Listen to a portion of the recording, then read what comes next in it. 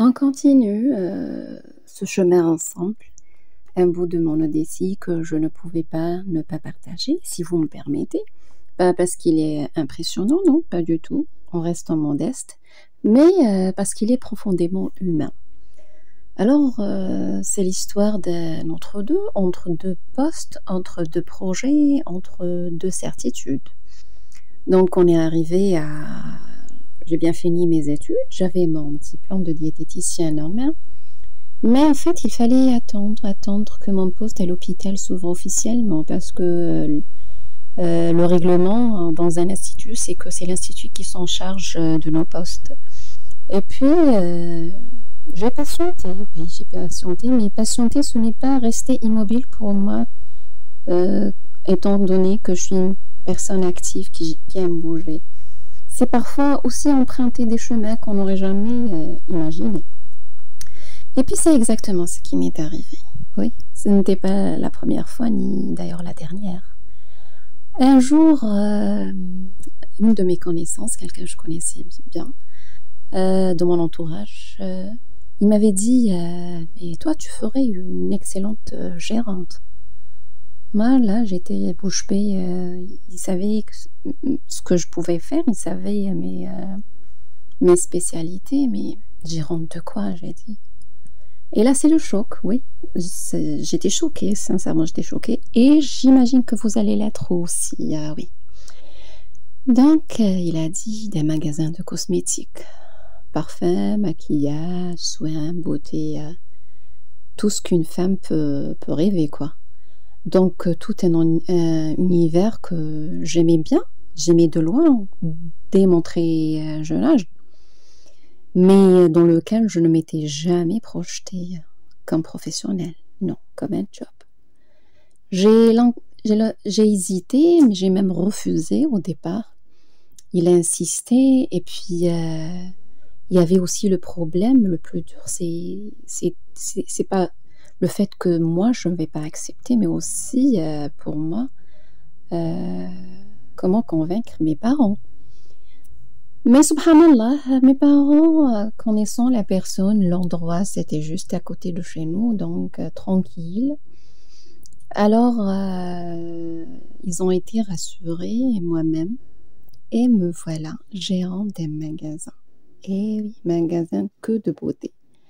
Une jeune femme issue du monde scientifique, plongée dans les senteurs enivrantes et les textures satinées, et contre toute attente, j'ai aimé la Régal, hein. C'était la Régal vraiment, entourée de parfums, de marques, de tout ce que vous pouvez imaginer.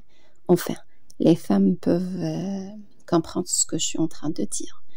Donc j'ai aimé l'ambiance, les échanges, la responsabilité. J'ai appris à vendre, à gérer, quoique la gestion était parmi le programme en diététique parce qu'on gère les restaurants, les cantines, etc. Et puis accueillir. J'ai compris que la beauté extérieure peut être un prétexte. Oui, elle peut être un prétexte pour parler de ce qu'il y a de plus profond, de l'estime, de la confiance, l'élégance de l'âme. Et oui. Mais la vie n'aime pas la monotonie. Une autre fois, et elle a continué à me surprendre de nouveau. Et puis là, un jour, un de mes cousins m'a tendu une autre clé. Mais pourquoi tu n'enseignes pas? Tu as l'expérience et tu aimes ça. Et puis cette phrase a résonné comme un rappel, parce que oui, l'enseignement avait toujours eu une place dans mon cœur, même si je n'avais jamais osé le mettre en premier plan. Enfin, je le voulais, mais on m'a pas laissé. J'étais acceptée et je me suis formée. Quelques conseils de mon papa, un ancien enseignant et directeur d'école, un peu de courage et beaucoup d'amour pour les enfants. Dès mes premières classes, j'ai compris, j'étais à ma place. Oui, j'étais à ma place avec les enfants. En fait, je me sens bien avec les enfants. Les élèves s'attachaient, les regards brillaient, mais tout n'était pas facile.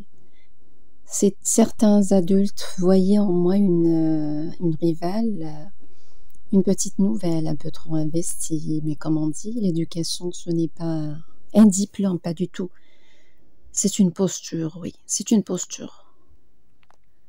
Donc voilà, un autre détour de la cosmétique à l'enseignement.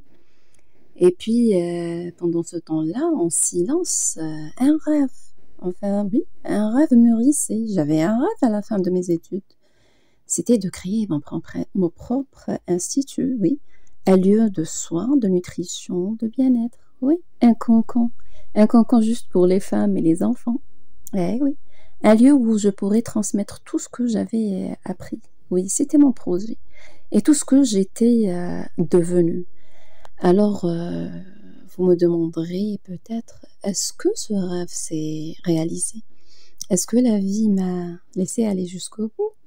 Ou bien, comme à chaque fois, un autre chemin qui arrive? Eh bien, vous le saurez dans l'épisode suivant, Inch'Allah, car l'Odyssée, elle n'est pas finie, quoi qu'on s'approche de la fin.